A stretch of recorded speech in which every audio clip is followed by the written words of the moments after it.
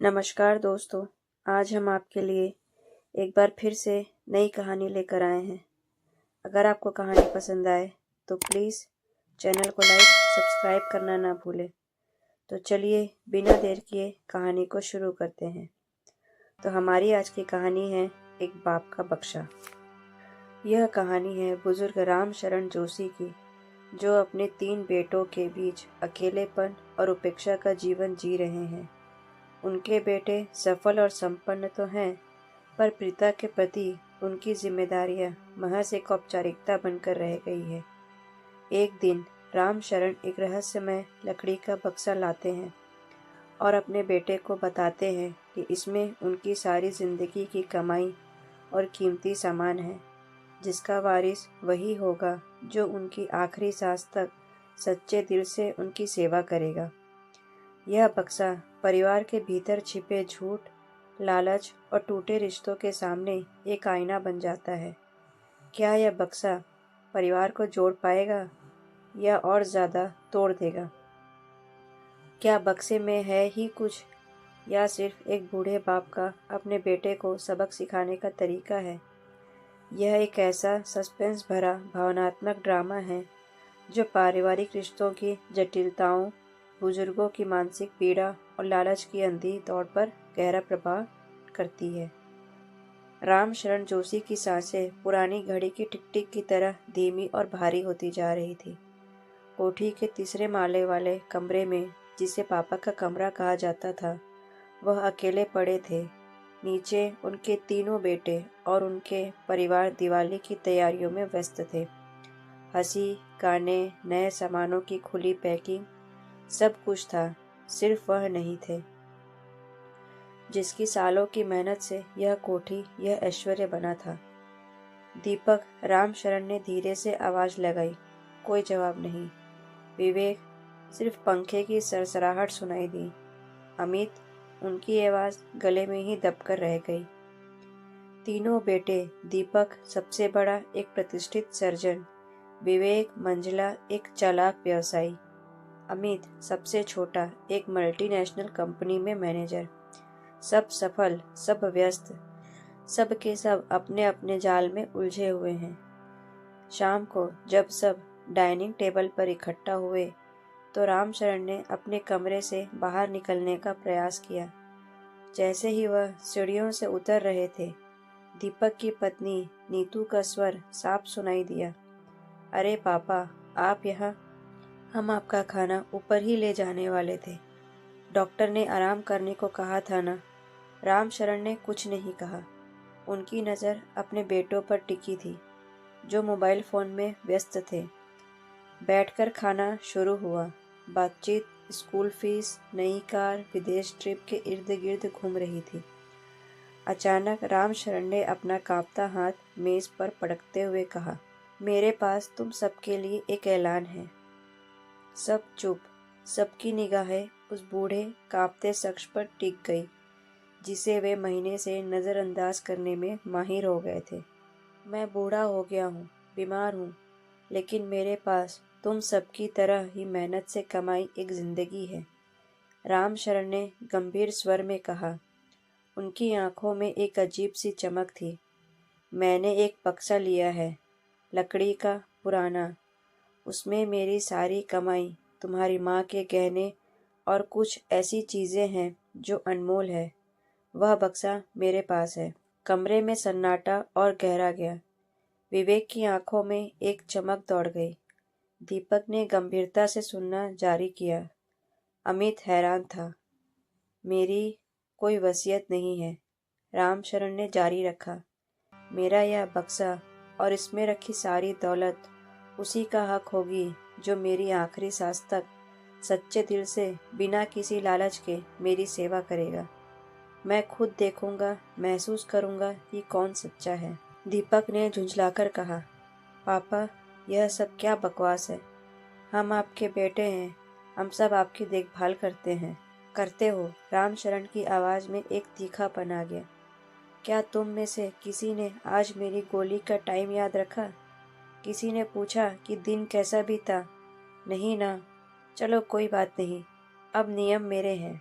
विवेक मुस्कुराया। पापा, आप तो सस्पेंस क्राइम सीरियल ज़्यादा देखते हैं। बक्सा कहाँ है? सब साझा कर लेंगे। नहीं, रामशरण का स्वर अचानक दहाड़ बन गया। यह बक्सा मेरे साथ रहेगा और इस पर जंग लगा ताला तभी खुलेगा जब मैं न रहूं, और चाबी चाबी मैंने कहीं छुपा दी है।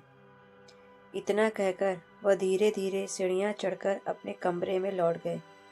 नीचे डाइनिंग टेबल पर बैठे तीनों भाइयों के चेहरे पर उतार चढ़ाव के बादल मंडरा रहे थे।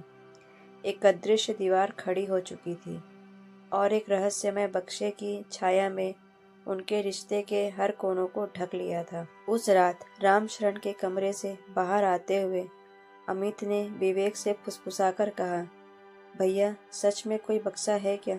विवेक ने चालाकी से मुस्कुराते हुए कहा, पापा की पुरानी चीजें होंगी, लेकिन तुम्हें याद है ना, माँ के पास दादाजी का सोने का कंगन था और पापा ने कभी अपनी प्रॉपर्टी के पेपर्स के बारे में कुछ नहीं बताया।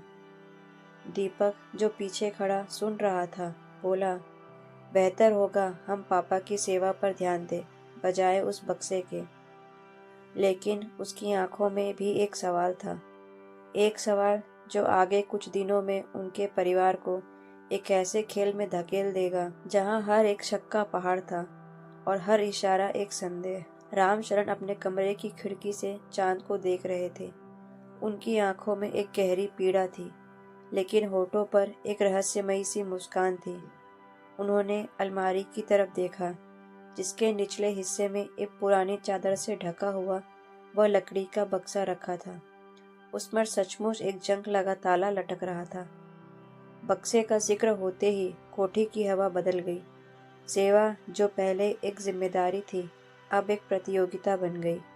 एक अदृश्य तनाव हर जगह व्याप्त था। अगली सुबह रामशरण के कमरे में नाश्ता लेकर सबसे पहले विवेक की पत्नी मोनिका पहुंची।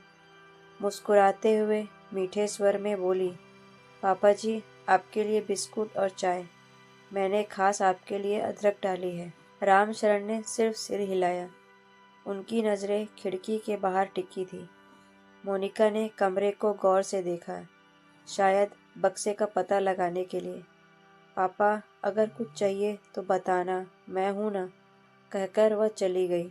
उसके कुछ ही मिनट बाद दीपक खुद स्टेथोस्कोप गले में लटकाए आया। पापा, ब्लड प्रेशर चेक करूं? उसने पेशेवर अंदाज में कहा।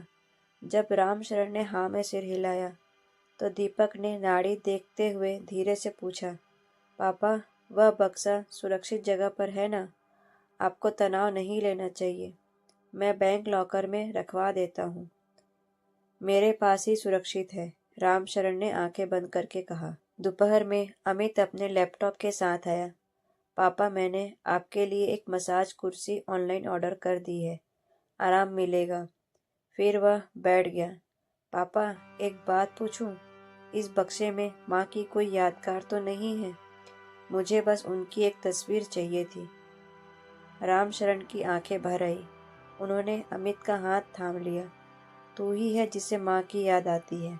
लेकिन यह नज़ारा तो दरवाजे की झिरी से देख रही नीतू ने देखा। वह बात पूरे घर में आग की तरह फैल गई। देखा, अमित पापा को भावनात्मक ब्लैकमेल कर रहा है। नीतू ने दीपक से शिकायत की। विवेक ने मोनिका से कहा, देखो, यही तो खेल है। पापा का दिल जीतो, बक्सा पाओ। हमें और सतर्क रहना होगा। एक हफ्ते तक यह नाटक चला। रामशरण जब राजा बन गए थे, उनके सिंहासन के लिए 3 उत्तराधिकारी लड़ रहे थे। लेकिन यह लड़ाई खुली नहीं थी, यह छुपी हुई थी, जहर घोलती हुई।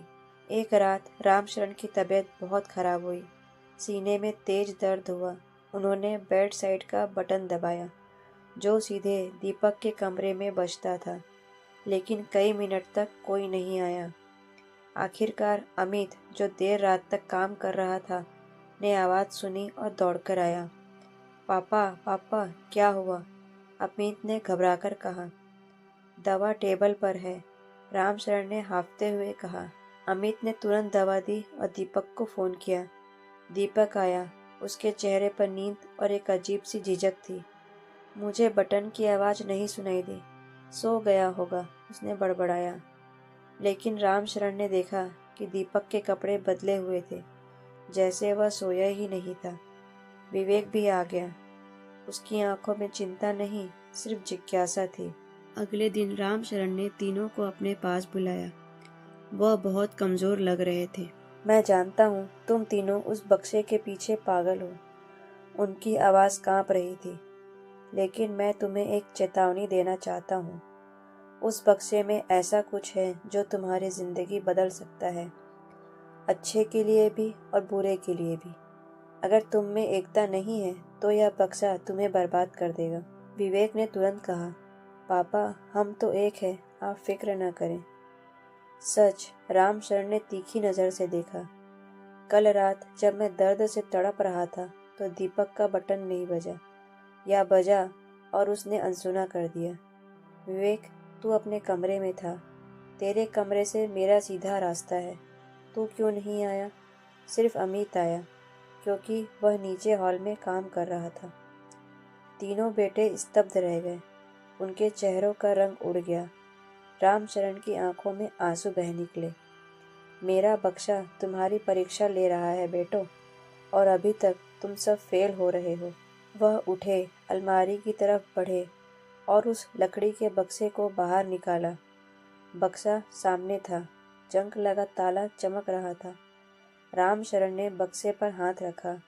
यही है वह, तुम्हारी लालच की परीक्षा। क्या तुम में से कोई इसे पाने लायक बचा है? उस पल तीनों भाइयों की निगाहें बक्से पर थी, लेकिन उनके मन में अपने पिता के उन शब्दों का घाव था जो उनके नकाब उतार रहे थे।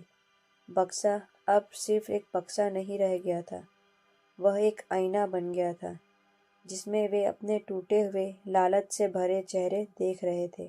बक्सा कमरे में मौजूद था, लेकिन रामशरण ने उसे वापस अलमारी में रख दिया। उस दिन के बाद एक अजीब सी शांति छा गई। सेवा अब भी हो रही थी, लेकिन वह और ज्यादा दिखावटी और ज्यादा बनावटी लगती थी। हर किसी के मन में एक ही सवाल गूंज रहा था, आखिर उस बक्से में है क्या?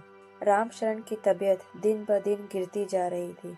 डॉक्टर ने चेतावनी दी कि अब ज्यादा दिन नहीं है। इस खबर ने कोठी में छिपे तनाव को चरम पर पहुंचा दिया। एक रात जब रामशरण गहरी नींद में थे, विवेक चुपके से कमरे में घुसा। उसने अलमारी खोली और बक्से को निकालने की कोशिश की। तभी दरवाजे पर आवाज आई। वह सहम कर रुक गया। दरवाजा खुला और दीपक खड़ा था। उसके चेहरे पर तीखी नाराजगी। क्या कर रहे हो विवेक? दीपक ने फुसफुसाकर कहा, लेकिन आवाज में गुस्सा साफ झलक रहा था। मैं बस देख रहा था कि पापा ठीक है या नहीं। विवेक ने झूठ बोला।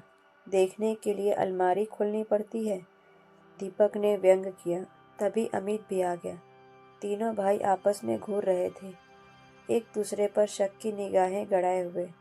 यह दृश्य था जब रामशरण की आंखें खुली। उन्होंने कुछ नहीं कहा, सिर्फ देखा। उनकी आंखों में निराशा का एक सागर था जो अब सूख चुका था। अगली सुबह रामशरण ने तीनों को बुलाया। वो बहुत शांत लग रहे थे, जैसे कोई बड़ा फैसला ले चुके हो। मेरा समय आ गया है, उन्होंने सीधे कहा, और मैं नहीं चाहता कि मेरे जाने के बाद तुम तीनों इस बक्से के लिए लड़ो। इसलिए मैं आज ही राज खोल देता हूँ। तीनों बेटों का दिल जोरों से धड़कने लगा। विवेक की सांसें तेज हो गई। दीपक गंभीर हो गया। अमित की आंखों में पानी आ गया। रामशरण ने अलमारी से बक्सा निकाला, फिर अपने तकिए के नीचे से एक छोटी सी पुरानी चाबी निकाली। सबकी नजरें उस चाबी और ताले पर टिक गई।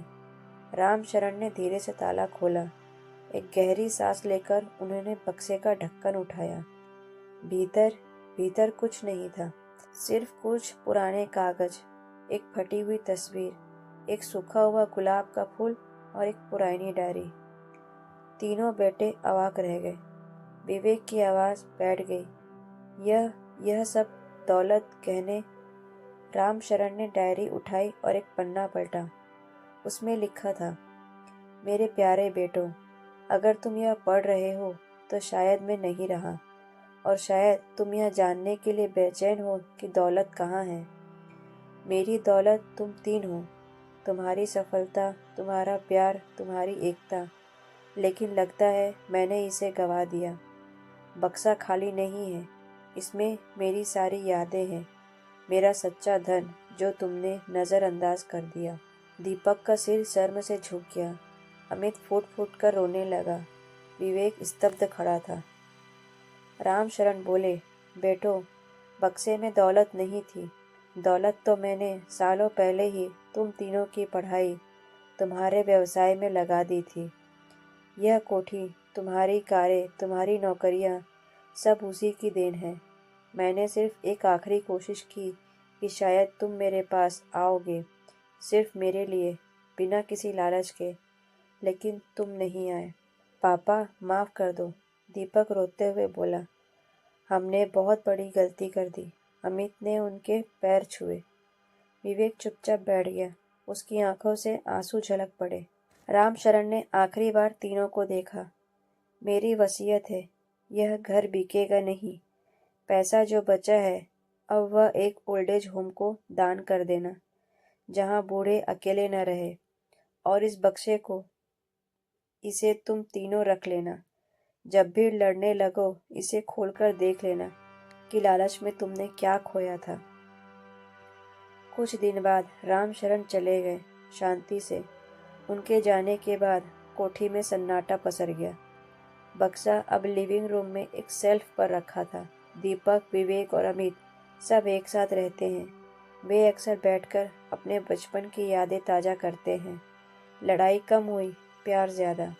एक शाम जब तीनों उस बक्से के सामने बैठे थे, अमित ने कहा, पापा ने हमें सबक सिखाया। दौलत कागज के टुकड़े होते हैं और रिश्ते ही असली धन होते हैं। दीपक ने बक्से को सहलाया। इसमें खजाना ही खजाना है भाई, पापा की आखिरी निशानी। विवेक चुप था, लेकिन उसकी आंखों में अब वह चालाकी नहीं, एक गहरा पछतावा था। बक्सा अब खुला रहता है, उसका ताला टूट गया है और उसके भीतर की चीज़ें अब कोई रहस्य नहीं है, सिर्फ यादें हैं, सबक है और एक बूढ़े बाप का अपने बेटों के लिए छोड़ा गया वह प्यार, जिसे पाने के लिए उन्हें एक बक्से के रहस्य से गुजरना पड़ा।